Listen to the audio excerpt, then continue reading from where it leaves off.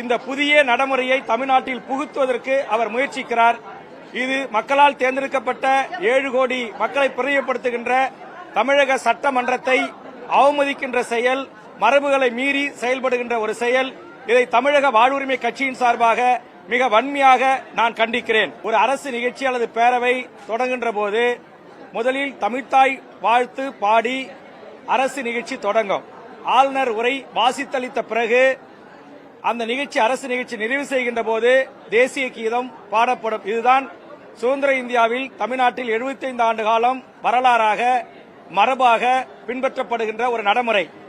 ஆனால் தமிழக ஆளுநர் அவர்கள் இருக்கை முன் வந்து நின்றவுடனேயே தமிழ்த்தாய் வாழ்த்து பாடி முடித்தவுடனேயே தேசிய கீதமும் பாடப்பட வேண்டும் என்று சொல்வது ஏற்றுக்கொள்ள முடியாத ஒன்று. 2025ஆம் ஆண்டுக்கான தமிழக அரசின் கொள்கை முடிவை அறிவிக்கக்கூடிய பொறுப்புள்ள தமிழக ஆளுநர் அவர்கள் அப்படி பொறுப்பான ஆளுநர் உரையை வாசிக்க தமிழக சட்டப்பேரவைக்கு வருகை தந்தபோது அவர் ஒவ்வொரு முறையும் தமிழ்நாட்டில் ஒரு புதிய சட்டத்தை அல்லது புதிய மரபுகளை உருவாக்குவதற்கு முயற்சி செய்கிறார்.